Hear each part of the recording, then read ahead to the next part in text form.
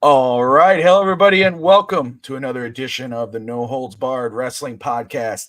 I'm your host, the Immortal One Bobby Melendez, joined always by the Kimmelnator Josh Kimmel. Josh, what's up, man? Man, I am dead tired. I have been in the sun all day playing a little Pokemon Go. Go Fest is this weekend. It was wild. Oh yeah, it's big time. Had a great day. Met some new friends, but I'm here to talk wrestling tonight. Can't wait. We have an amazing show. I really got creative with tonight's show. I believe. I think I'm excited to talk about our pay per view cards.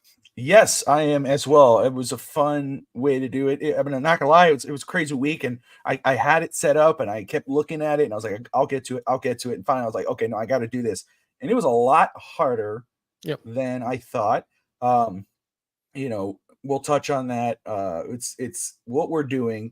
We're fantasy booking the WCW, the Big Bang. If WCW had been purchased, signed, sealed, and delivered, and acquired by Eric Bischoff and company, his partners, but we're gonna play the booker. Yep. We're the one booking the card here, and I found it very interesting because it's like we got some decent names, and of course, a lot of these names, these younger guys, they weren't big then, so you might see a name on there, go, oh, that dude's huge, but really that guy he wasn't. So it was hard, like, okay, do I want to put him on here? Do I keep him off? So it's going to be very interesting I as have we a roll out. question. I have a question Yes. regarding that and a comment. Did you take him? Did you think, for example, I'll blow the lead Yeah. right here. CM Punk's on the list of people we can use. Yes. At that time, CM Punk was nothing, nobody, right? So it was. Did you book him as CM Punk today's CM Punk or No. 10. 2020? Okay, 10. all right, all right. 2010. Now I will now let's just put the list on here. Here's the roster. Okay. Well, first off, let's do this. Okay. We'll get back to it. We got to get through some wrestling news today, and we'll Yeah, get yeah, we through it will. to the end. But this is how we did it. Okay. The year is 2002. It's since WCW closed. So it's 1 year after that final Nitro. Now, remember, this is not the WWF final Nitro. Whatever Nitro went down, it went down. Scott Steiner was the WCW champion. Booker T was the United States champion. But those titles were vacated after this event. Big names: Ric Flair, Hulk Hogan, Booker T, all signed to WWE. The roster, how I did it now is, of course, went to go look at the WWF roster at that time in 2002. It was March, so June, July, around that area. Gave it a couple months. Went to TNA Wrestling, saw what they had. Figured, hey, if WCW was coming back, I'm sure that some of these guys would have been in WCW. And then, of course, you go to free agents, and I was able to see some free agents. Here is the roster of what we have for tonight. Our WCW roster. These are the guys we could use for our card. Starts off with Goldberg, Sting, Jeff Jarrett, DDP, Scott Steiner, Kevin Nash, Scott Hall, Sabu, Ron Killings, Kurt Hennig, CM Punk, AJ Styles, Terry Funk, Christopher Daniels, Raven, Disco Inferno, Chris Harris, James Storm, Rick Steiner, Buff Bagwell, Eddie Guerrero, who was actually a free agent at one point before he came back, Sean O'Hare, Mark Jindrak, Rey Mysterio, who had not signed with WWE yet, Samoa Joe, Sandman, Joni Lar, China, Lisa Marie Varon, who ends up becoming Victoria, Tara in TNA later, Sable, and Francine ECW Diva. So that was the roster. So and CM Punk, who was not in any kind of major thing, he had a short stint in TNA. He actually had a match with Eddie Guerrero during this time on the indie circuit. So that's why I was like, okay, you know what? He could probably be one of those guys who's on the card. WCW, Eric Bischoff, before it kind of went down and kind of got lost in the shuffle, was big about putting up those mid guys. I mean, you think of the prime time television he gave to Eddie Guerrero and a Jericho and a Mysterio. So I think he would probably do the same. What's up, Anthony? Good evening, sir. Great to see you in here, tuning in. Everyone else, wherever you're watching, we appreciate you watching. Watching No Holds Barred Wrestling Podcast on FTSN. And of course, if you're watching it on Go Live Sportscast on Sunday, we appreciate you watching. If you watch it there. Come on over, hop on the YouTube page on the FTSN, hit that like and subscribe button, and or tell us what card you would do for that roster. We'll get into that, but before then, let's get over some points here. Monday Night Raw. Rhea Ripley finally makes her return. It just looked like it was about there. Dom was going to do it. He was going to succumb to temptation. I mean, I almost took my kids out of the room. I was like, "Hey, you guys got to leave. It's kind of a little too risque." And then it's funny. A few seconds before that happened, I said, "This is my brutality." And my daughter said, "No, it's not going to happen." My daughter's a diehard Rhea, and all of a sudden we heard it, and she popped. It was an awesome moment. Yeah. Obviously, it was a little rushed. Again, WWE ended before any, you could see her walk past Dom, but very cool. It looks like it's Rhea Ripley, Liv Morgan, SummerSlam for the Women's Championship. Did you get to see that live, or did you follow it up after, and how'd you feel about it? So I have an amazing announcement to make. Oh, I have not been on social media for longer than 15 seconds in the last 2 weeks. good for you. At all. Instagram, Twitter. I don't know spoilers anymore. I don't know what's happening. I don't see clips before I turn on my DVR. I gotta watch it Tuesday morning. When I did watch it. So nothing was spoiled. I got no idea. I had no clue that she was even ready to return. I didn't know she got married. I thought this was amazing. And I want to say this is a public service. Get off the internet because it's so much more fun. It brings me back to the old times. I asked Clutch on Real Talk Wrestling, hey man, did people know she was coming back, that she was backstage? Yeah, it was reported, kind of got spoiled before. That stuff. I didn't see that. I did not see that. I just kind of saw the stories going, but you see that I don't like. It's like, come on, man. Yes. That takes the excitement away from the show. So I was so shocked, and it made me think: was this entire injury a work to get the belt off of Rhea Ripley, to create this story, to make Rhea Ripley turn into the ultimate babyface? She was getting married. She went on her honeymoon. She did everything. We've all been married. I mean, you've been married. I've been married. It's a lot of work to get married. So maybe Rhea Ripley asked for some time off. Maybe she was never hurt. We don't know. This could have been an all elaborate work to protect the business. She drops the title without being pinned. Liv takes the title. Now Rhea has something to come back for. I think it's genius. This is awesome. And if she was hurt, I don't know. I'm just saying she came back a little too early, I thought. Maybe this was a work, and this was beautiful. I don't know where Dom's going. I'm pretty sure he's going to be the one that helps Liv retain.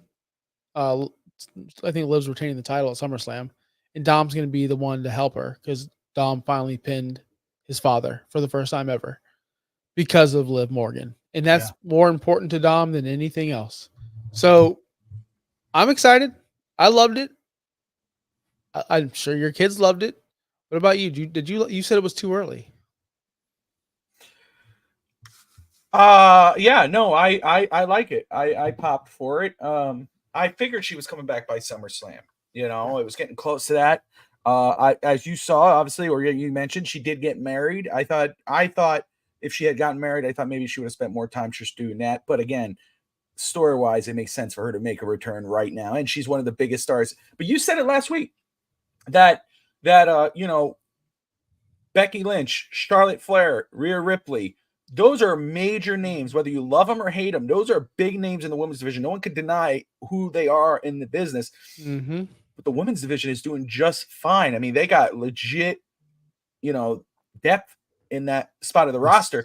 But they bring back Rhea Ripley for Liv Morgan, who's probably doing her best work ever, on the main roster. Liv Morgan. I'm sorry.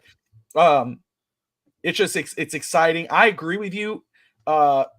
We're not playing spoiler. I just believe that it's a Dom turn coming towards Liv, maybe a Judgment Day turn, and eventually that will turn on Damian Priest, who seems to be more close with Rhea than the other guys. He's the only one who kind of stuck by her and kept saying, "Hey man, have you spoke to Rhea? Why is this happening?" Everyone else seemed to be cool with her. So I could see, again, my thought process is we're going to see kind of what Paul Heyman did to Brock Lesnar when he faced the Big Show many, many years ago for the undisputed title or the SmackDown title, whatever it was back then, where he kind of pulled the referee out right when it was about to be the finish. And then you may see Rhea chasing Dom outside the ring and whatever before Liv gets the eventual roll up and pin. It's going to be very interesting. It's one of the top storylines in WWE. There's a lot of them. And I just think it's going to get better. I think they've all done a great job. Manzano, I'm actually starting to get tired of Dom as a bad guy, Josh. Realistically, when do you think they turn him back into a babyface? Yeah, it's still awake. Yes, he is. Yes, Really? he is. Really? Yeah. I don't see him. That's a question for Josh, but I will say there's no chance they turn him into a babyface. It won't Nobody work. wants to see him as a babyface. It Not won't one work. person. Yeah. He was babyface before. So when he was babyface carrying his dad on his back, piggyback ride, and that's one of the comparisons of like, oh man, Hook is like Hook over in AEW is like Hook is like way up here. Taz's son is like, pff, and Dominic's like, psh. And now slowly, Dom's up here and Hook's kind of in the middle right now. And I only compare those two because of my opinion, son of Rey Mysterio, son of Taz. They have the genes are about the same age. They're getting the same kind of not the training because Dom's getting better training, but Dom's flourishing in this heel role. It'd be, I think, a mistake to take him and put him as a babyface. Nobody liked him. Yeah, and that's when it's like I don't think there's any interest. Maybe for you, Anthony, which is fine. That's cool, dude. You teach your own, but I have no interest in seeing Dominic as a babyface. There's nothing there. I'm again, Roman Reigns, who was one of the ultimate heels. I'm interested to see him more in the anti-hero role, but as a babyface. I think everyone's looking forward to that because he could, he tried to do that, did not work. He flourished as the ultimate heel, and now everybody's dying to see him come back as the babyface. Yes. But Dom, I can't see that unless it was a saving his father type of moment, where he sees his dad getting beat and all of a sudden he turns around and saves his dad. Then maybe for a short while, fans would jump on that. But right now, I can't see it. Do you think they're going to slowly turn like they did with Eddie? He was able to put no, because everybody loved Eddie, and Eddie was great, even when he was a bad guy. What he did with China, Eddie and Dom are two different. Dom does a great job being a heel. I mean, I think that's his bread and butter. They still boo the hell out of him off the mic, so I just don't see it. When it's not broken, don't fix it. 100% agree with that. Natty Neidhart, I thought she was going to AEW. She resigns with the WWE. Obviously, that's home for her. I'm not surprised. I'm surprised because again, it's such a loaded class of women superstars on the WWE roster. But I guess you could say the same for AEW. She probably could have had some dream matches there, but she decides to re-sign with WWE. I think that's great news for the WWE roster for the younger women in there. To bring Natty back, I would hope Natty gets a little bit of a push, but again, that's such a top-heavy roster for her to do so. But again, excited she's on here. What do you think about? Excuse me. What do you think about that? Yeah, it's good for the back. This is more of a backstage move right here, where she's going to help the young women. Obviously, the Roxanne Perez's of the world and those women in NXT. I think Anthony just said that she is training the young kids, and not just the women, just how about the men as well, right? Men wrestlers, Shawn Michaels them mentor women. Natty has some knowledge in the ring, and she knows how to work. She's always such a good worker. It's just she was so boring as a character. She's a good worker, and she knows how to work a match, and her matches are never boring. It's just her characters to me. So more of a backstage move. Pretty excited for it. I don't think she fit in AEW. I don't see her cutting herself open, getting hit in the head with some heels. I don't see her doing anything over there, really, because they're loaded as well.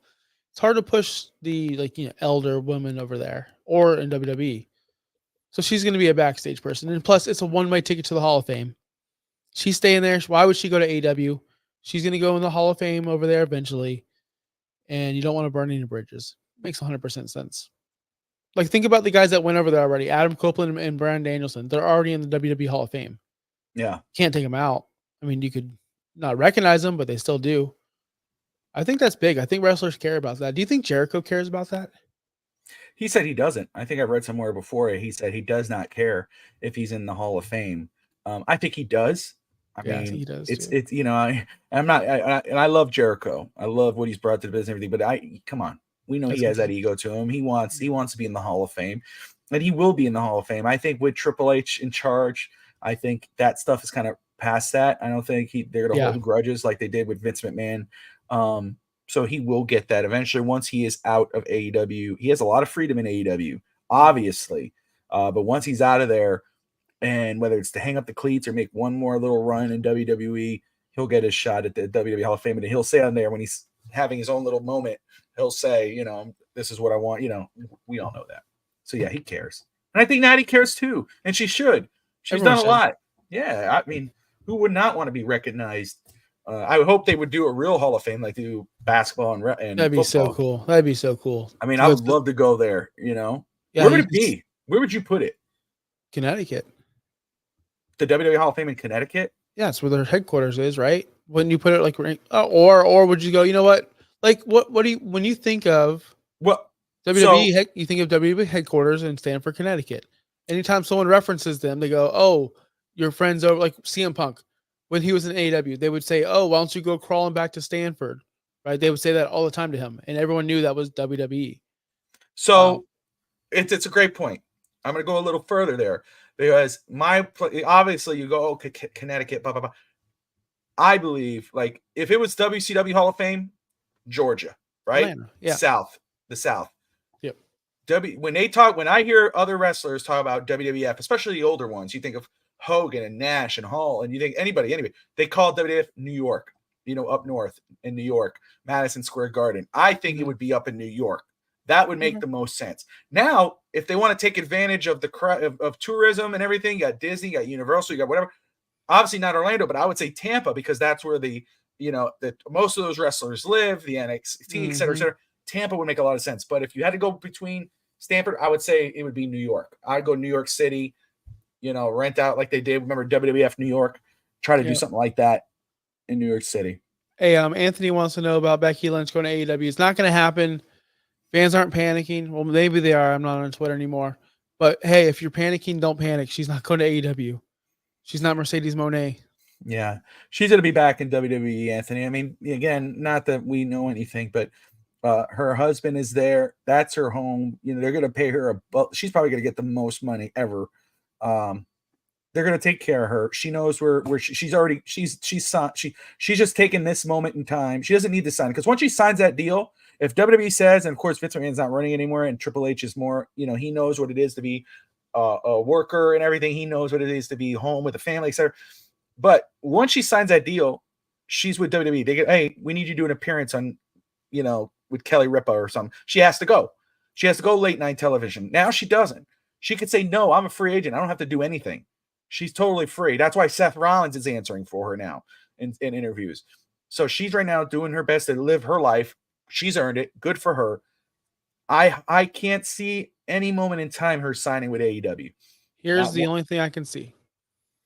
Sasha Banks or Mercedes Moné, as she is now, defeats Britt Baker at Wembley all in. And then we hear Becky Lynch. She comes out to confront Mercedes Moné at Wembley all in. That would be a massive, one-off. That'd be a massive moment. Wouldn't happen. It's not gonna happen. Everyone would pop, right? I mean, I would not see her now. Again, I don't know if that would happen, but I would say, I can't see her signing any long-term deal. I could see her saying, I'll do one match. Yeah. But okay, that's what's going on. All right.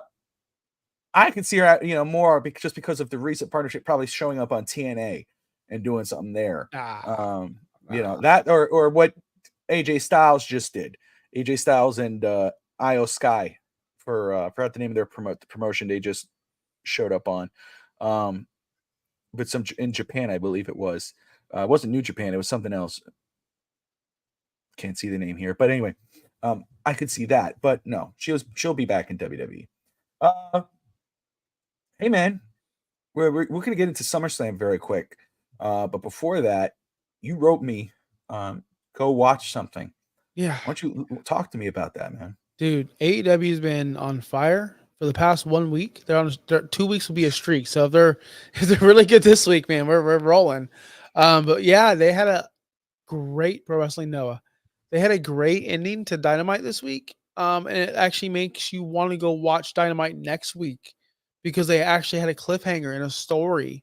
So Mariah May won the Owen Hart Championship, which gave her a world championship match against Tony Storm at All in Wembley Stadium. And she went to go accept her award, her belt. And Tony Storm was super happy for her because they're BFFs. The whole story was Mariah May was a huge fan of Tony Storm. It was kind of like the Mickey James Trish Stratus. Trish Stratus, but like without the stalker. She was just a big fan. But Okay. there was no sexual tension. There was not yet. Not at the beginning. There was at the end.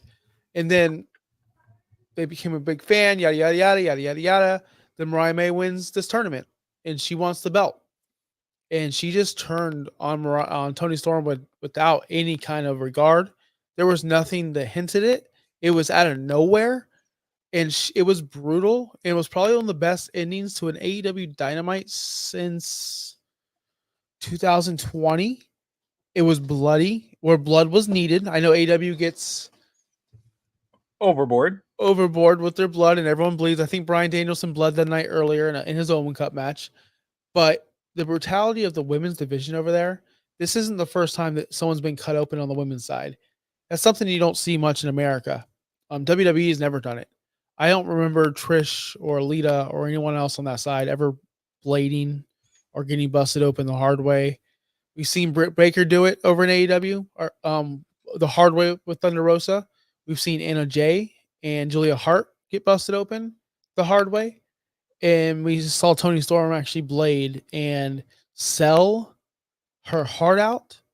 She was getting brutally beaten with a shoe, which Tony Storm's catchphrase is tits out and watch for the shoe. So that came true. And it was just a tremendous ending. Now, someone like you who doesn't watch weekly and you didn't follow the story, did you feel any kind of way watching that? Because that made me feel, because I knew their story going into that night. Got me interested. I mean, it's not like I just turned it on and it's like, okay, Josh told me to watch this.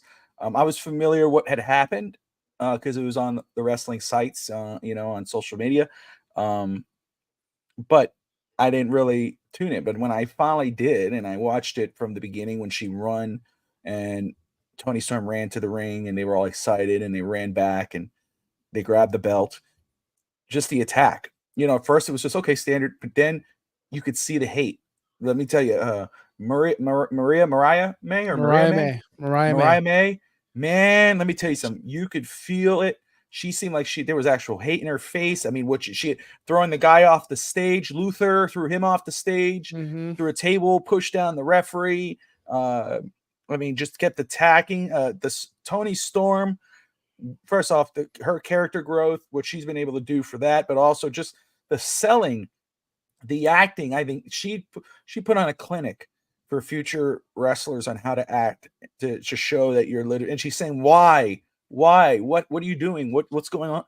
And selling it and crying and screaming. And I don't know if you saw the backstage when they came through the curtain and she was walking her down and she's up, it looked like it was horrible, but it was like, it wasn't like, it was necessary blood. That's how I'll say it. Yep. You had to do this. You had to sell it. It got me interested in their match. It got me interested about what's next. That's huge. Because this in regards of how I feel about wrestling and, the story that leads up to the match and the story in the match. That this match that's coming, just based off that alone, the match at Wembley, the story they are going to tell, how personal it really is now between these two wrestlers, especially the hate Mariah May has and what Tony Storm's going to have to come out. Because Tony Storm, she may be right now my best friend. Oh, why are you doing this? Again, I started putting on when she first showed up. She's a badass, dude. She knows how to get it done. So you might get the OG version of that. She might have to bring that out in her to do it because, again, like I said, it got me into it. How much it has to get me into it, especially if something I'm not watching on a normal, regular, religious basis, whatever you want to call it. that got me very interested to go, you know what? I'm going to watch more stuff of Tony Storm. I'm going to look more into Mariah May, because damn, did they sell it. That was that's the first time I saw any kind of AEW product, and I was sold by the story. What was it that I sent you? I tagged you. Go ahead, say it. Go ahead. No, I was just saying that makes sense because I'm sure you didn't watch it. Like, I'll be honest with you, the early days of AEW with the Hangman Page and Kenny Omega storyline, that was just a masterclass. That was one of the best stories in wrestling history, in my opinion. But we also have, on the flip side, the men's side, not the men's side of the bracket of the Owen Hart, but I'm saying the elite, the main story, the elite. You say, what's next? It's the elite, Okada, which he's in the elite, Adam Page versus Team AEW in Blood and Guts. What's next? What's the goal? What's the stakes? The elite just pinned Team AEW and Anarchy in the arena match. Now we're having a Team AEW versus the elite in a Blood and Guts match with a bunch of new members. There's no continuity there. Bryan Danielson was in the first one, got pinned by Jack Perry. In the second one, Bryan Danielson's nowhere to be found. He's now won the Owen Hart Cup, and he's going to face Swerve Strickland. What is Team AEW? What does it matter? Who's it for? Who's in it? What are they fighting for? What are they protecting from? Tony Khan's in the back. Tony Khan is still there. Why are the Bucks having this much say? What is the end game? What's next? But on the women's side, we have Tony Storm and that, and we know, okay, they have something going on. Why can't the whole show be Tony Storm and Mariah May instead of the elite versus Team AEW, which nobody cares about?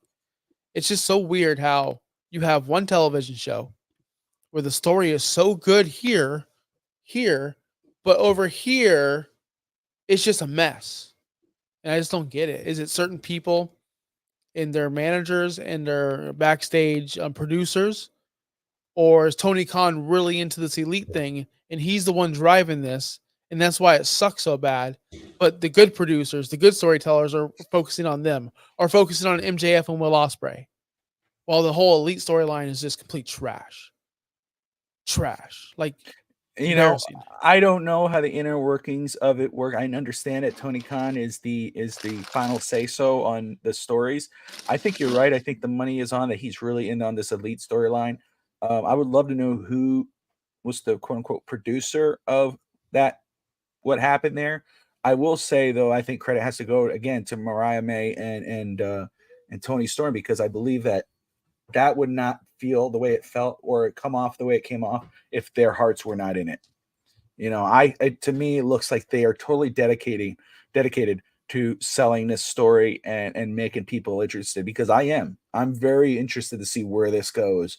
I'm very interested to see where Mariah May goes now as a character, as a performer, and Tony Storm again. You got to sympathize for her. Yeah, Christopher Daniels, I think, isn't he an agent for AEW? No, he's talent relations, head of talent relations. Okay, but he's playing the GM, and I don't think I've seen him on TV in like 2 weeks. Okay, very intriguing to say the least. I will say this for those who are watching right now, wherever you're watching No Holds Barred Wrestling Podcast on FTSN and Go Live Sportscast. Tomorrow we will be back, or I will be back, another No Holds Barred, but I will be joined by indie professional wrestler, the real Drago, the big red Russian machine, Evgeny, I believe that's how you say his name, but the real Drago, big dude, 6'1", 265, monster of a man, will be joining me. We'll get to know about him and his thoughts about the current landscape of professional wrestling. I'm going to miss Josh. I really want him in on this, but family calls. He'll be with us next time on that. And of course, he'll be with me next Saturday again. So cheap plug. Now, SummerSlam. It's starting to get a little more clear now. 8 matches they are projecting for SummerSlam currently. Roman Reigns is projected possibly to make his return at SummerSlam, which, again, SummerSlam has now been known for those big returns. Brock Lesnar. I'm trying to remember some other guys, but anyway, it's great with him possibly returning at SummerSlam. You and I have talked about this. It just makes me get a little more as to could we see a surprise win by Solo Sikoa where that would make Roman come out? Because why would Roman come out if Solo loses? Unless Solo loses and the bloodline just starts beating the hell out of Cody. Then you got maybe Jay goes for the save, and then now Jimmy shows up, and then Roman.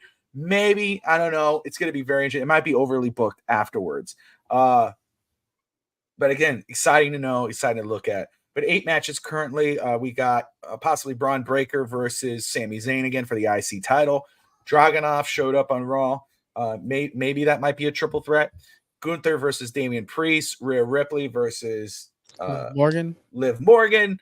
Trying to remember if what else. I think Logan Paul versus LA Knight. This is going to be a stacked card. This is going to be a fun card. I agree with Gunther. Because we all talked about it, like Drew versus Gunther, that's a lot of fun, right? But Drew's probably going to face CM Punk. If CM Punk is cleared, it looks like it may be that. Hopefully it is. That's going to make it. Seems like more WrestleMania than it does SummerSlam if you kind of reading out the right. But Drew versus Gunther obviously would have been better in regards of world title. You think so, at least. Or you think Seth Rollins versus Gunther because it might mean a little more. But I agree with Gunther. And he said, a lot of people are saying that, but man, a lot of people complained about the younger guys not getting big opportunities. First off, Damian Priest, we both said this, and I don't want to put words in your mouth in regards of how you feel now, but we both had said that it was kind of, he kind of wasn't working. Maybe it wasn't his time to be world champion. Yeah. Both happy he got it. I love Damian Priest. Big fan of Damian Priest. But at first it was kind of like, now as it's gone on, as he, giving him that opportunity and what he's been able to do in matches and what how he carried himself, I love what he's doing. I don't know if this title reign is going to continue much longer, but I'm happy with the way it's been. I got to give him, it saved his reign, this continuation. He's not losing that belt early because I think he's done better as a world champion now, where I'm very excited about seeing him versus Gunther for the world title. Whoever's going to win. Honestly, I think we both believe would be Gunther, and it'd probably be better off. But what are your thoughts on Damian Priest's reign? And it's him facing Gunther rather than Drew or Seth Rollins. Yeah, you nailed it. People complain all the time, man, the young guys don't get the shots or push somebody new. We're tired of the same old, yada, yada, yada. We finally get someone new and you guys are upset. Like, what do you want? What do you want? This is great. This is great for Damian Priest. Oh, I forgot who said this. And maybe I said it. But you can't be a main eventer. You can't establish a main eventer. Or you cannot be a main eventer if you don't main event. And Damian Priest will never be established as a main eventer if he doesn't main event big shows. Same could be said for Gunther. You can't always have them in the mid card, even when you do have a Seth Rollins or a Randy Orton or anyone else that's not in a title match. You need these big main eventers. Randy Orton's almost done. Roman's almost done. There's guys that are going to be hanging up the boots or taking a back seat. So we need to build these guys, and we need to figure out now if they can make it. I have no problem with this. When you're watching the home run derby this weekend or the All-Star game, I don't watch baseball. I don't know these guys. I'm just throwing it out there, and you see the first baseman for the Florida Marlins, and he's raking, right? I don't know. I have no idea if this is I'm making a character up. All right, Yandy Diaz for the Tampa Bay Rays. Led the league in batting last year. First baseman. That's why I said first baseman. Of course you'd know that. Yeah. Uh-huh. Yeah. So but he's a starting first baseman and yada, yada, yada. But he's Yandy Diaz. Who is that? Well, he's not a household name until he starts doing these things. So you have to give them the chance. Same thing for a Kevin Kiermaier when he was a center fielder here. Josh Wingate didn't even know who he was, and he won the Platinum Glove. But he wasn't going to the All-Star game as a starting outfielder because he wasn't raking. My point is this. Damian Priest and Gunther have been doing great things on this show. So let them show out on a big stage for everyone to see, not just for the local person who watches the Rays and go, yeah, Yandy Diaz is great. No. Yeah, we know us hardcore wrestling fans know Damian Priest and Gunther is great. Now let's let the world see it on a big stage like SummerSlam, or more than just casual, more than just hardcore people are going to watch. Because then you'll have my wife. Hey, babe, we're watching SummerSlam. Do you want to come? And she'll laugh. Oh, Randy Orton's looking good. Then who's that guy? Oh, that's Damian Priest. Okay. That gets people, you don't know somebody unless you know somebody. So you have to get to know them. So stop crying about it, people. This is going to be a good match, good story. Gunther's going to win. It sucks for Damian Priest, but he did his job. The story is here. He said it himself. Damian Priest buried his own, or he nailed his own coffin when he said, I don't need you because you guys don't have titles. But now you have titles. So now we need you. Now, when he loses, Finn Balor will say, we don't need you because you don't have your title. And that's when the exit's going to happen. Damian Priest and said that's it why himself. Damian Priest doesn't need the title for storyline reasons. That's why Gunther should win, because his story is going to get so much better. You know, he's going to win again. He's going to be on a main event level, but the story that's going to carry on between him and Finn Balor, I'm really looking forward to. You know, those two guys right there. So very excited to see. All right. Did you wear that shirt on purpose? I just got so okay. Just asking. I just got it today on Amazon, and this is one of my Vegas shirts. And I wanted to try it on, and I'm like, oh, shoot the show. So I'm just here. Well, hey, it's a Vegas shirt, and if WCW The Big Bang had occurred, it would have been Vegas. So there you go. I wore this shirt on purpose. That's why I'm asking you. Okay. I like this shirt, but I wore the shirt because if you go back and watch the late WCWs, they Tony Schiavone and I forgot his other name, Mark Madden, I believe it was. I'm not sure. Had shirts like these. So I was like, oh, there you go. I'm totally late WCW, and so that's why I asked you, is that on purpose?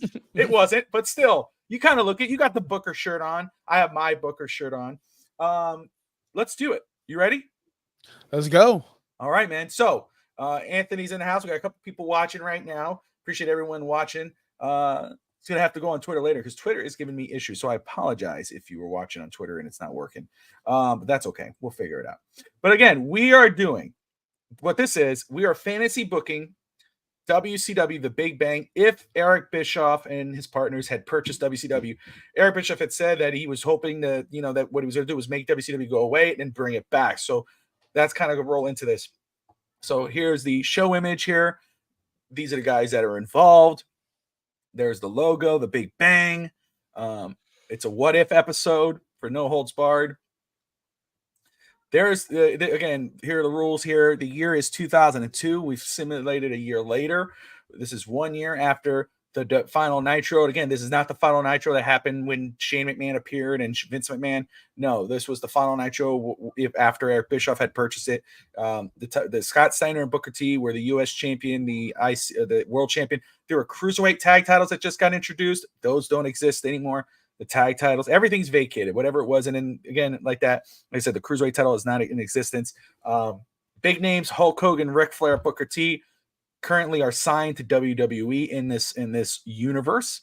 Ric Flair appeared a little later. Booker T appeared immediately. Hulk Hogan a little later after his AOL contract worn out. The other guys, friends of Eric Bischoff, probably didn't have to cost. Who knows? They're in the WCW brand. All titles vacated. Here's the roster. This is the roster me and Josh and I had to work with. Okay. Goldberg, Sting, Jarrett, DDP, Scott Steiner, Kevin Nash, Scott Hall, Sabu, Ron Killings, Kurt Hennig, CM Punk, AJ Styles. And again, as Josh had mentioned earlier, these are not your modern day AJ Styles, CM Punk. This is the early versions of those guys. And again, you could go on YouTube. CM Punk had a small stint in TNA. He had a lot of indie shows. He had a good match with Eddie Guerrero and a triple threat, I believe, with Eddie and Ray during that time frame. AJ Styles was making a name for himself with Christopher Daniels and Samoa Joe in TNA for the X Division title, I believe. Terry Funk, Christopher Daniels, Raven, Disco Inferno, Chris Harris, James Storm, Rick Steiner, Buff Bagwell, Eddie Guerrero, Sean O'Hare, Mark Jindrak, Rey Mysterio, Samoa Joe, Sandman, Joni Law, Lisa Marie Varon, Sable, and Francine. Joni Law, of course, is China. Lisa Marie is Victoria, who would be Tara in TNA. I noticed I put Samoa Joe's. It's a stupid thing. I just noticed that. Sloppy Joe's, Samoa Joe's. Whoops. Let's see.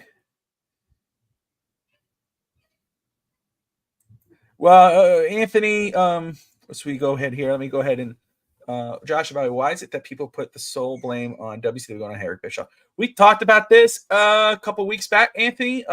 We were doing the Who Killed WCW series, which is on YouTube now, done by Vice and the guys who created Dark Side of the Ring. If you have not seen it, you should.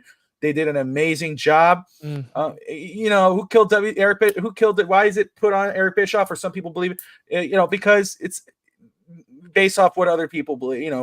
People will say, "Oh, Bret Hart said Eric Bischoff. Ric Flair says Eric Bischoff. Whatever." You can get your own opinion by watching that. Some people say Hulk Hogan's creative control. The major contracts given to guys like Kevin Nash, Scott, and Bret Hart. AOL. Vince Russo. There's a lot of people that are pinned to blame. I would say for me, after we watch, I think both. I'll let Josh answer, but again, I feel Brad Siegel, and Time Warner executives really, really killed WCW. Yes. They never really gave it a chance to succeed. All that other stuff, obviously it didn't help at all. But really, WCW, again, with all that, still won 83 weeks. Still, even after 83 weeks, we're a top company. They could have flourished after or survived. But when you're working against the guys who are giving you the money in the background, you're not going to succeed. So I don't put the blame on Eric Bischoff. I put it on AOL, Time Warner, and Brad Siegel. Yeah, agree. About right on that? Okay. 1000%, yeah. Awesome. So there you go. Okay, so there's our roster. Okay. Josh Kimmel has his Booker shirt on. He is ready to go. He's worked hard. He's talked to all the talent. He says, guys, this is what we're going to do. This is our first show before we go live in Vegas, maybe pay-per-view to pay-per-view, week to week. Josh, take it from here, man. Talk about your card and what you were thinking as you were doing it. All right, so this is important as we need to go put on a big bang. So we need big-time matches, and we need big-time stakes in these matches. And we need to feel like every match is important. And so I went with the old school NXT model of just 5 to 6 matches. Every match goes about 20, 25 minutes. And every match there's no gimmick matches. This is just straight up. This is what WCW is. We're setting a tone for the future. In the future is we're going to fix what happened in the past. So right off the bat, we're leading off. We're opening the match. We're opening the show with the television championship match with Rey Mysterio versus Jeff Jarrett. At this time, Jeff Jarrett was in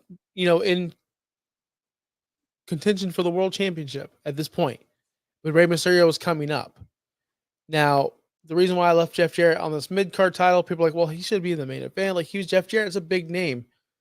He's working with Rey Mysterio, and this is for a television title. And here in WCW, in my WCW, titles matter. Mm-hmm. I only put 3 titles on this match because in my new company, these are the only 3 titles we have. There's nothing else. These are it. We do not want to pull the Tony Khan AEW route of our belts don't matter. So this is the final. Jeff Jarrett's the heel.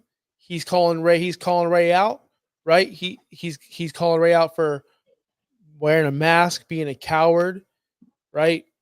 He doesn't deserve his mid card. He goes back to the cruiserweight, even though there is no cruiserweight. That's his thing. There's no cruiserweight. So go find your cruiserweight friends. You don't belong here anymore, right? Go find La Parker. Go find these guys. So that's the whole thing. Jeff Jarrett has to go over here. He's going to be my heel television champion. There's a reason for that. And I think Jeff Jarrett is going to do a good job being like this heel TV title champion, being a coward going forward, as in like a mean coward heel, the way he always was. And I like the babyface chasing, and this leads to another match down the road. So Jeff Jarrett is my television champion after this awesome match. Clean win. Well, not clean.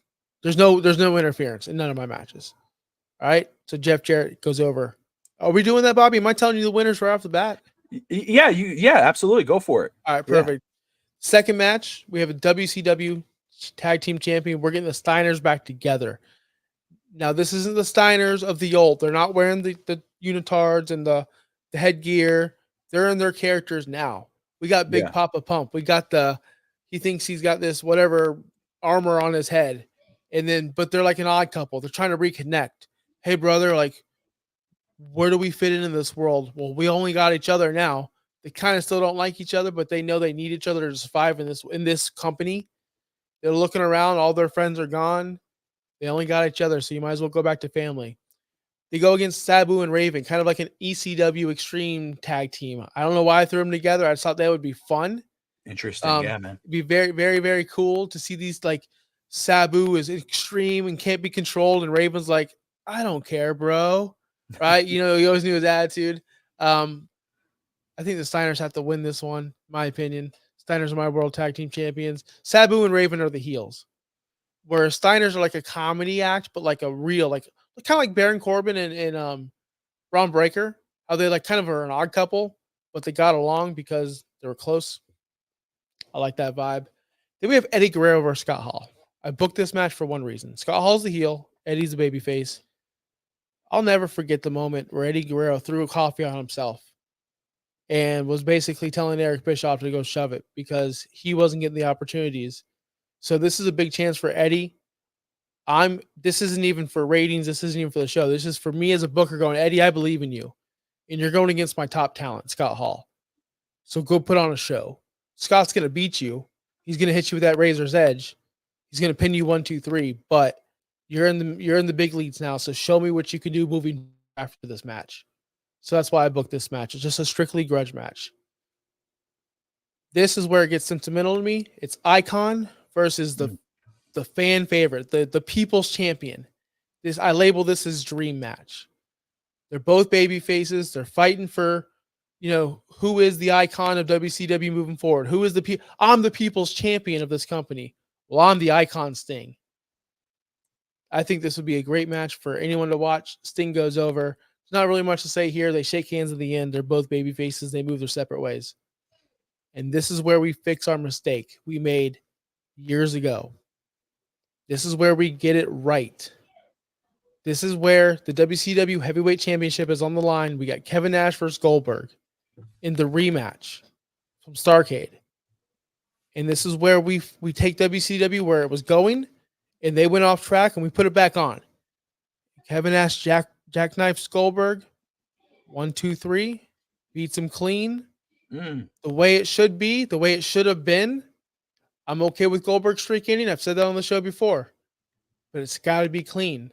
Kevin Nash can go over, but he's got to do it clean as a heel because Goldberg is a babyface in this situation. Kevin Nash is my champion going forward in the future. And that's a strictly 2.5 to 3 hour show, banger matches, no BS, no nonsense, hardcore wrestling where the best wrestle. What do you think? Okay. Let me just say this. When I first saw this card, at first I was like, okay, this is interesting. I'm like, I was really looking forward to hear how, because again, Eddie versus Scott Hall, Ray versus Jeff Jarrett, and then of course Sting versus DDP, Kevin Nash versus Goldberg. Again, you got Eddie versus Scott, which is like, man, that's an odd pairing. Ray versus Jeff, that's an odd pairing. And I'm like, okay. And then you got these two final ones, which is like, that screams WCW. So you got the nostalgia out of the way. So I was very intrigued to hear. But as you were talking, I'm like, damn, I could see this. I could see this playing out. First off, Jeff Jarrett leaving as the TV champion, the television champion, as a villain. Again, and this is the first event. This is not like there's no story kind of build up. Mm-hmm. This is like, hey, this is where we're. But leading as your one of your top heels as a TV champion, Steiners versus Sabu and Raven. Again, let me make sure because I'm pretty sure I did do that. Because I think I the same as you. Right. Let's see here. Did I pair that? I did. So you and I were on the same page in regards to the Steiner brothers reuniting them. Mm-hmm. And I the same as you. This is not no gimmick. They are who they are. You got the dog, and then you got Big Papa Pump together. Yep. Very interesting. That to me that might seem almost like a squash match. Now Eddie versus Scott Hall. First off, Scott Hall and Eddie might go, man, that's kind of an odd pairing. But Scott Hall is so good at making guys look great, and it's the same with Eddie. And I think that would have been a banger match. That match right there could sell WCW the second generation. Be like, oh, and even if Eddie does not go over, that surprised me. That would surprise me. I would figure that after that event, you and I will be doing No Holds Barred live, and you would be like, how do you not let Eddie go over here? Why do we let Scott go over? So let me challenge you as a booker here. Yep. Scott Hall is Scott Hall. He's one of the greatest in-ring guys in the ring. I think it's a failure on every promotion that it's ever had, but it never gave him the world title. Okay. But Eddie here this is not WCW Eddie. This is mid WWE, WWF Eddie. Obviously, he was out and then he went back into WWF. But again, you got the China's angle, you got all that. He was starting to get red hot. Even though he wasn't a world champion, he was red hot. So how do you now, as a booker, say, okay, Eddie, I like you. You're in the big boys now, but we're not going to put you over. Scott's going to win. Yep. So how would you explain that? So I'm trying to get viewers to stay. Okay. And I want them to know, okay, this is serious wrestling. Now, not that Eddie's serious, but when I got people coming over, they know Scott Hall. They may know Eddie Guerrero at that point. Okay. They may know Eddie, but they know Scott Hall. And at the end of the day, I believe for I'm not upstart company, but a return, a big bang. We need to make a big bang, and your big stars really need to win. And I know I'm so against that in today's world. I am, but we're trying to save a company. We're not. This isn't year 4 into the company, and we're still having Charlotte Flair pin every single woman on the world, right? Scott Hall can go over, but this is like the Braun Breaker situation. People are upset he lost. Miami Clutch is upset he lost. We talked about it in Real Talk Wrestling. It's fine. He's going to end up winning. This gives Eddie's story to overcome Scott Hall and to become a bigger star. You have to fail first before you get over. Roman failed. He got over. John Cena used to fail all the time. Get over. Cody failed. He got over. Everyone has to fail first to get over the hump. So that's why. And Anthony asked, why would I book a heel to win the main titles? The chase is always better than the actual the reign. Cody is a perfect example of this. Nobody wants this clown as a champion anymore. Nobody. He's boring. He's boring. It is. It sucks. It's boring. We want the chase. Take me. Did you see that? You didn't see that, did you? No. When Adam Hangman Page finally beat Kenny Omega, it was boring because he wasn't chasing. The babyface chase has to happen. And if I want people to be interested in my product, they want to see a babyface chase. They don't want to see a babyface be the champion, in my opinion. That's why. Fair enough. So, and again, Sting versus DDP. You got 2 WCW legends here. Again, still in their prime. Sting had an amazing run in TNA. So, Sting is still, a lead dog here. Diamond Dallas Page, in reality, still one of the better guys. Again, in WCW, People's Champion, red hot. Probably coming almost towards the end of his career, probably a couple more years left, but still they could put a banger on. And this was very intriguing. When I saw the main event, first off, me, I'd be down for this card. I'd be down to watch Goldberg versus Kevin Nash. I'm a mark for both those guys. But I was surprised. This was the main event you went with. But I love the reasoning. It's like, hey, you know what? You weren't against Kevin Nash taking the straight. You were against with the finish. This time, you fix the finish. It's a clean win over Goldberg, and Kevin Nash is your champion going into this new era of WCW. Looking at the roster, again, Goldberg, Sting, Jarrett, DDP, Steiner, Hall, Nash, Sabu. You got some other guys on here. Maybe explain this, and forgive me if you did, but I'll have you repeat why Kevin Nash instead of Goldberg or anybody. Why is he your lead dog going into the new era as your world champion? He's in my. If you bring up that list again, and you guys might tell me I'm wrong. Justin, what's up, dude? What's going on, Justin? Right. If you bring up this list again, okay. Again, at this time, who's the biggest name? Who could beat Goldberg on that list? Sting could, right? But I don't want to see Sting as champion of that age. Although Kevin Nash is probably the same age, but Kevin Nash is a bigger star to me at that time. Scott Steiner, no, he couldn't beat Goldberg in my opinion. DDP could, but I wanted that dream match. So that eliminated Sting and DDP right off the bat. The first match I booked was the dream match, Sting versus DDP, the babyface versus babyface, Icon versus People's Champ. And then I look at the rest of the list. I'm like, CM Punk was unknown. AJ Styles was unknown. Then I'm going, Eddie Guerrero was up and coming. There's no one else I could think of. So if I'm booking, who's the biggest name? It's Kevin Nash. Now, okay, why are we in this predicament? Why are we in this predicament where we're doing Big Bang and we're off of TNT and we don't have syndication? Partially because of that match, partially because of that outcome, partially because of Kevin Nash. Let's fix it. Let's fix what we messed up. Let's go back in time. Let's try to do the right thing and show people we're gonna do something different. We're gonna do things the right way now. That's why I booked that match. I'm not. I think that's great. And and Justin, man, great to see you here, brother. Yes, awesome roster. We got to work with. Again, Josh. Here's Josh Kimmel's card. It didn't include CM Punk or AJ Styles. However, he was going shorter matches, 5 to 6 matches, just straight up wrestling, and basically setting up the stories for the eventual following whatever shows or pay-per-views. Rey Mysterio versus Jeff Jarrett for the TV championship. And who wins that? Jeff Jarrett. Jeff Jarrett, as the heel, wins that title and one of the top heels for Josh Kimmel's WCW. The Steiners win the WCW tag titles against Sabu and Raven. Eddie, Scott Hall goes over on Eddie here. Was it Diamond? No, Sting over Diamond Dallas, right? Yep, Sting wins this match. And then, of course, Kevin Nash beating Goldberg to be the champion, leaving it. Again, I was so, because this is you, Josh.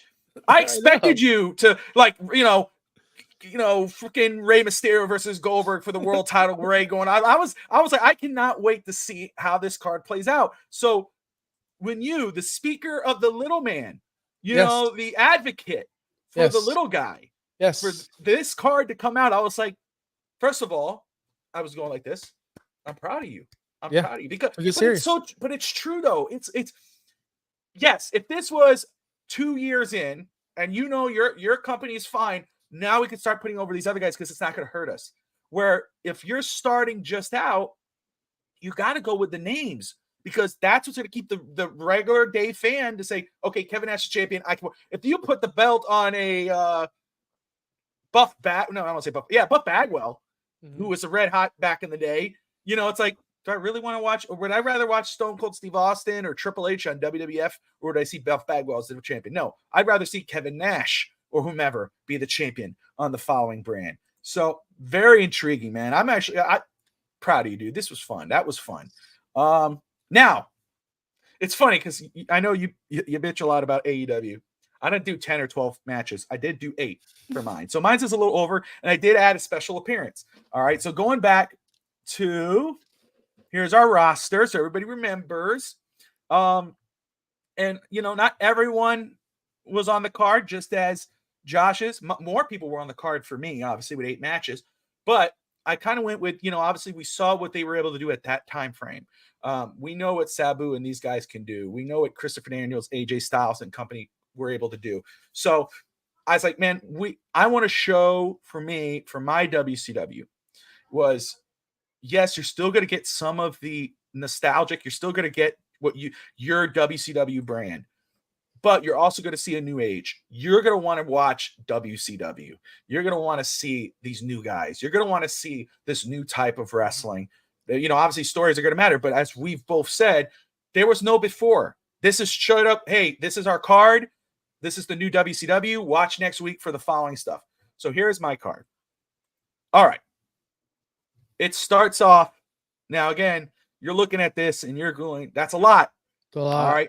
That's a lot. I get it. This is the Big Bang. This has to bring people in. This is going to want to make Josh Kimmel say, holy, I want to watch next week. All right. I want to see what's next. I want to start off with a Big Bang. I want to start off with the young guys. I want to start off with guys that are going to end up being the future of WCW. AJ Styles, Samoa Joe, Christopher Daniels, triple threat ladder match. All right.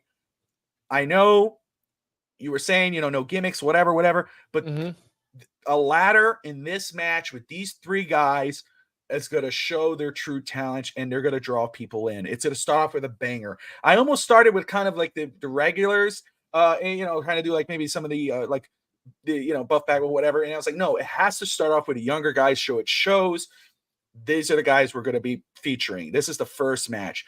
AJ Styles versus Samoa Joe versus Christopher Daniels. I enjoyed all three of these guys in TNA. All right, I really did. And AJ Styles, obviously, in TNA was a cornerstone there. But in this match here, I'm rolling with Samoa Joe. Samoa Joe goes over. And this is between the three of these guys, they got a rival for months and years to come. I'm going to roll with Samoa Joe on this one.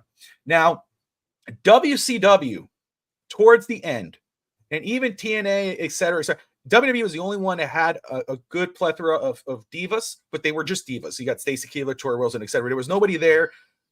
Besides, China wasn't in there anymore. China, Sable, all off the board. So I was like, man, there's nobody I could really put for a women's match. There was no women's championship at this time. So I want to introduce the new WCW female wrestlers, but the only way I could do it is to have them show up. So after the Samoa Joe win, AJ Styles and Christopher Daniels triple threat, I have Joni Lar, formerly China, and Sable show up. China does a speech to the crowd saying, this is a new era for WCW. This is a new era for women's wrestling. Watch WCW for the future. Following match, again, you have the WCW Hardcore Championship is brought back. You got Raven versus Sandman versus Terry Funk. Another triple threat, another banger. You got three guys formerly, obviously, they're, I think, except for Sandman, WCW guys too as well. Hardcore, they go for it. Raven comes out on top, bloodied, battered, again, showing the new WCW. Secondly, you got to add a tag match in there. You got the Natural Born Killers, Mike Awesome, and who's this?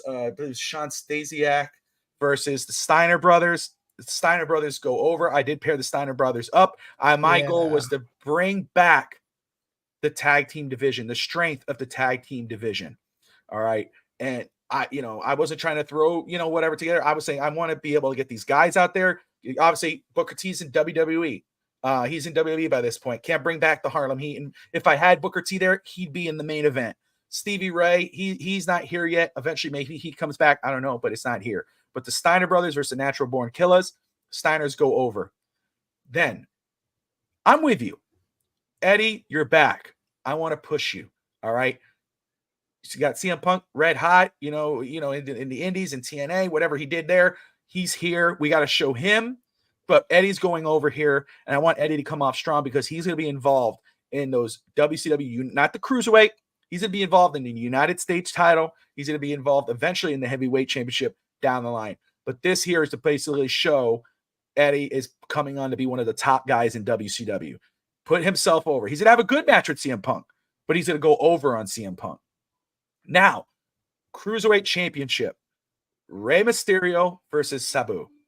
Obviously Sabu was a part of that hardcore title, Josh. I had him there, but the more I thought about it, I was like, how entertaining. I don't know if you remember the one night stand match between Sabu and Rey, how entertaining that match was. I would say this was a gimmick match. You got a Cruiserweight Championship, but street fight, street rules, weapons involved. This is a fun match. This is an exciting match. Rey goes over. Rey has his max again. He's no longer, no max Rey. He has his max.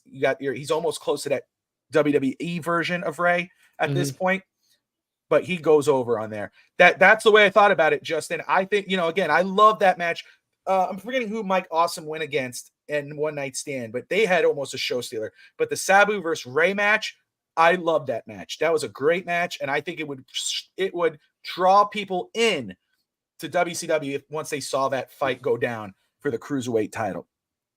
Now, here's one here. The next one is the WCW United States Championship. Buff Bagwell versus Ron Killings. Buff Bagwell, WWE, when they brought him in originally, they had high hopes. They thought he was going to be one of those younger stars. He flopped. In WCW, they kind of treated him that way. I thought, I think it would be good to put Buff Bagwell versus Ron Killings. And I'm like, okay, how can we build these guys up? Ron Killings, who ends up, of course, being, K-Quick and, oh goodness, how can I lose it? R-Truth. Thank you. R-Truth. Yes. Wow. I'm so tired. R-Truth. We know what he is, but what he did in TNA, he could have been a main eventer. I think he could have done more in WWE.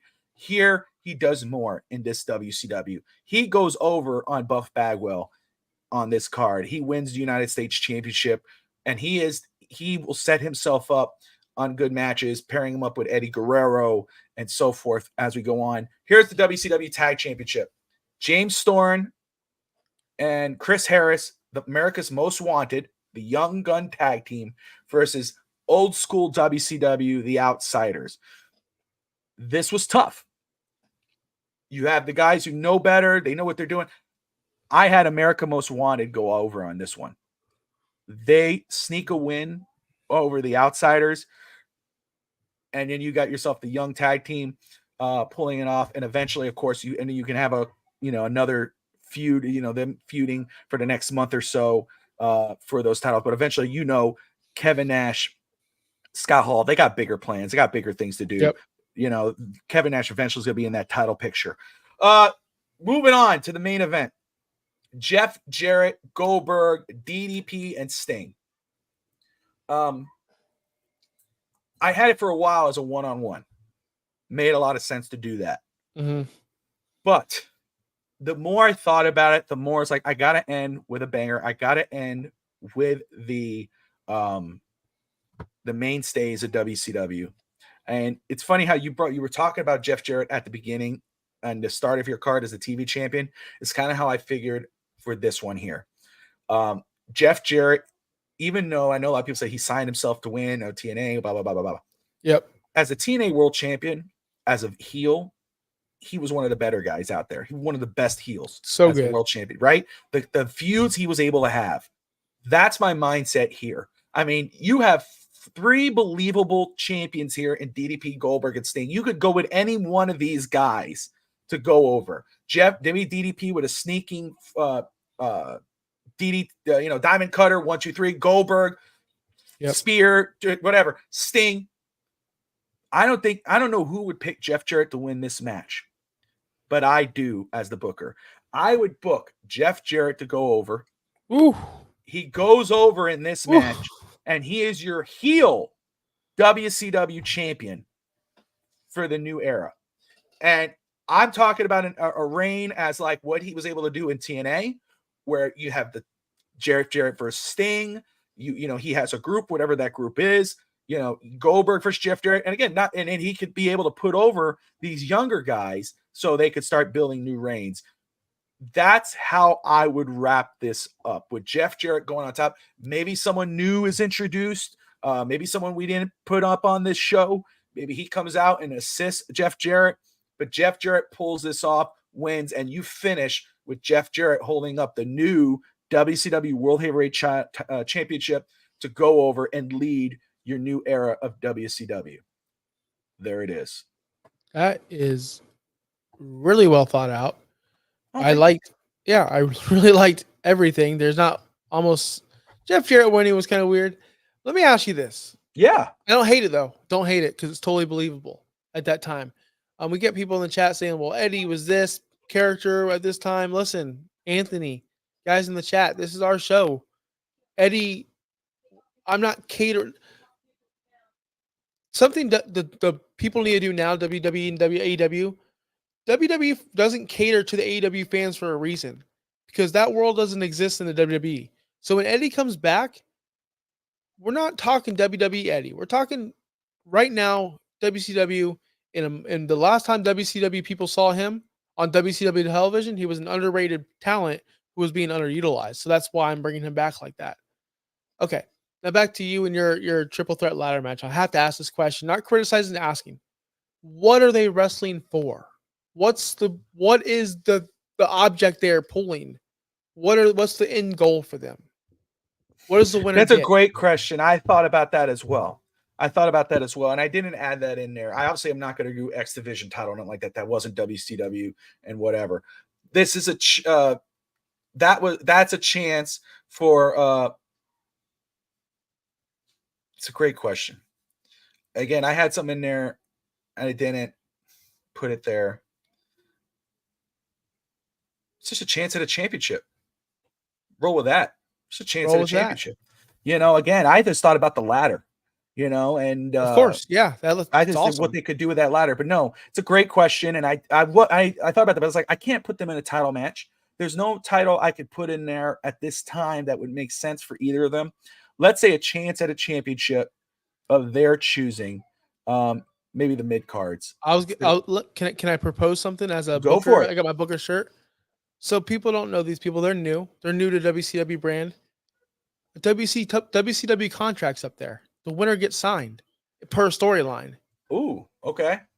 You know what I mean? Like you can make it mean like, oh, these new young guns are trying to make it, and this is the Big Bang. Someone's getting the WCW contract tonight. Who's it going to be? I'm just spitballing things out there. I don't know anything No, about that's cool. wrestling. Justin put it in there too. Justin was like, "What if there's a title shot on the line in that ladder match?" Yeah, So let's roll with that. We'll do. I mean, I love that too because Contra. Even though I would love to keep all three of those guys, and again, I'm rolling with no, Samoa per Joe on that. storyline though. Yeah, Per yeah, for story. storyline, they're still They're all signed, but yeah. But I like that. I do. And now Jeff Jarrett again.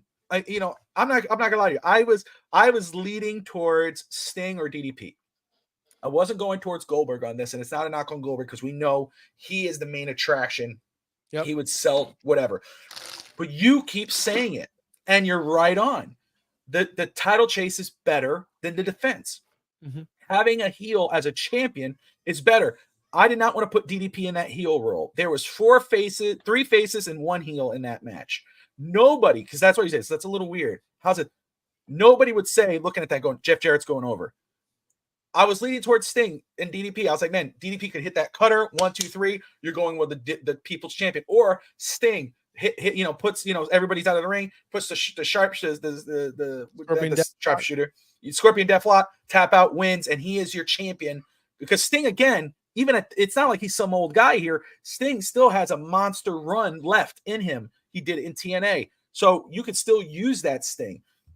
To me, the heel as the champion would make a lot of sense. Makes a lot of sense here. And Jeff Jarrett, what he could do in a feud for Sting, DDP, and Goldberg, he could those 4 right there can all have matches within each other, and that could carry your main event thing. But then Jeff Jarrett versus Sabu, Jeff Jarrett versus Eddie Guerrero for the WCW title down the line.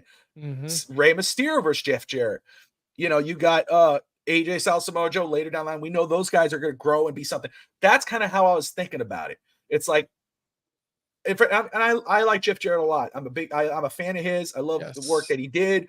It's not like I'm like saying, oh, he was, he's one of the, greats of all, compared to the mega guys, but he still was damn good. But as a heel champion, he was damn good.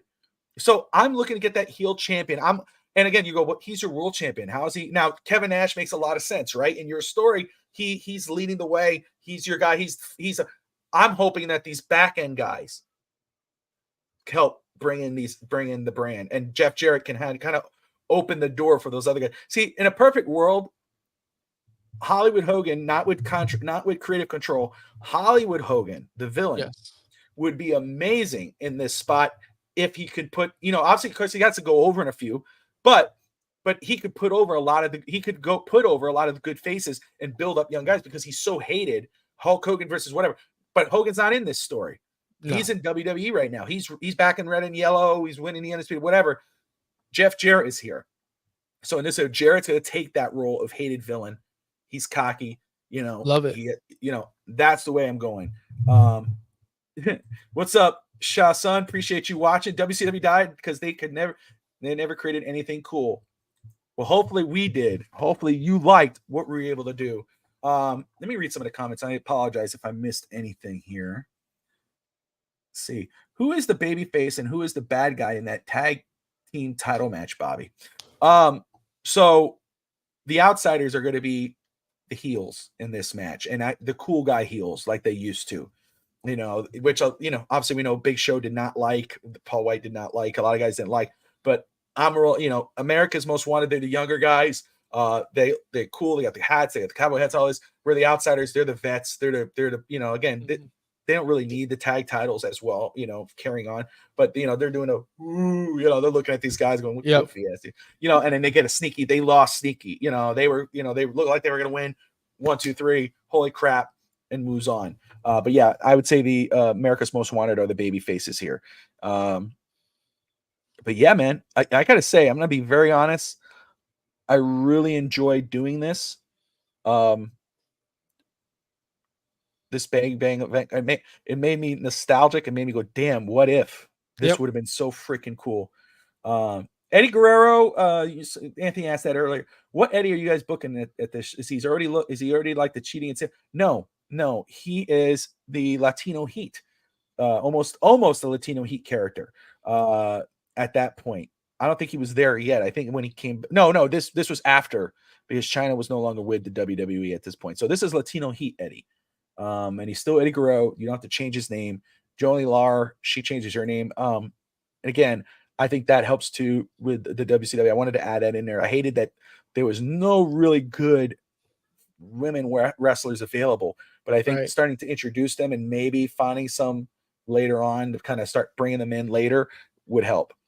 But yeah, man, there you go. So let's run this through very quick. Josh Kimmel.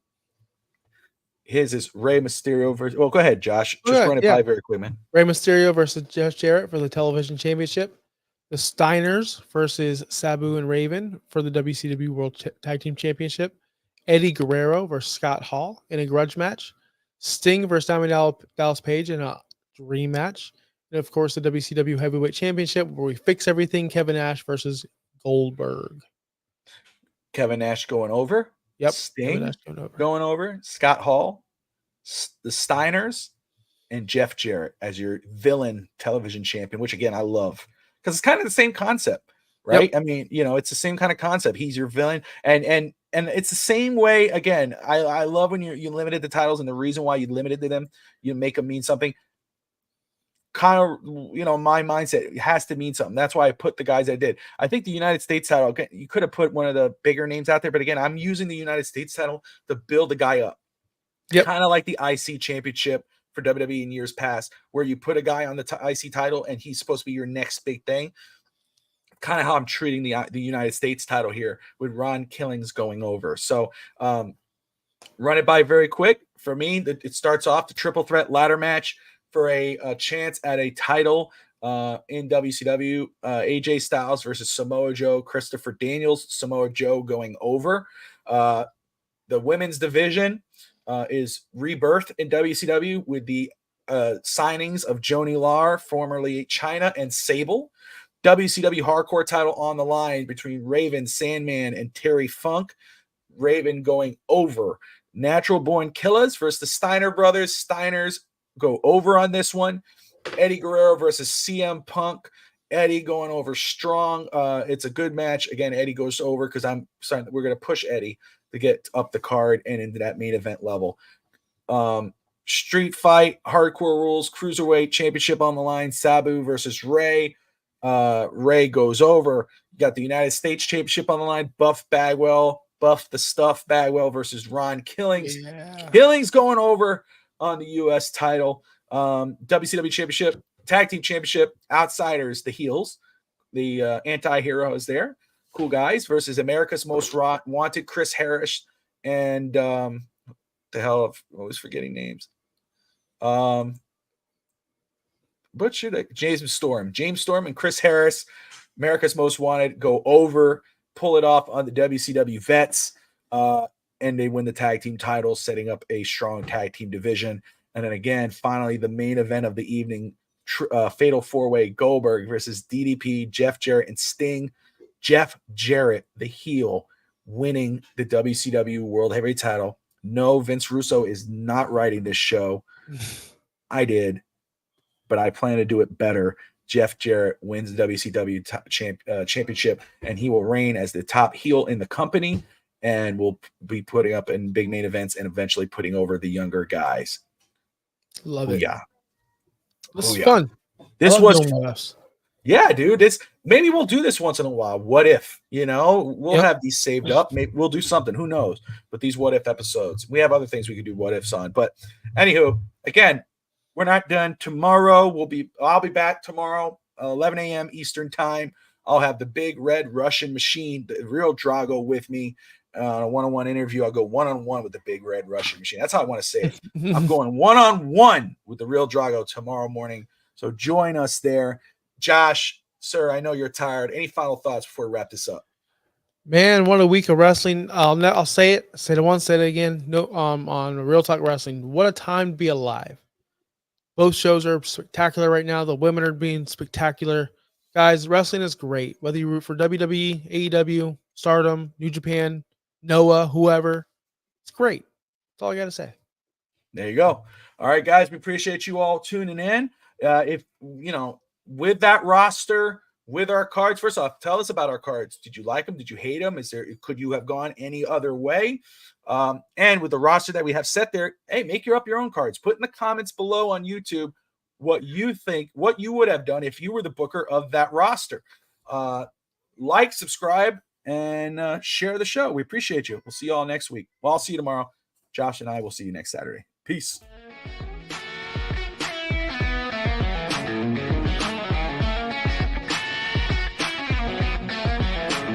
It's the Fins Talk Sports Network, FTSN, talking major sports and even wrestling. Bobby Fins Talk and his FTSN crew, they're taking deep dives just to entertain you. Talking Dolphins, Heat, and Hurricanes, Marlins, and Panthers, and Inter Miami.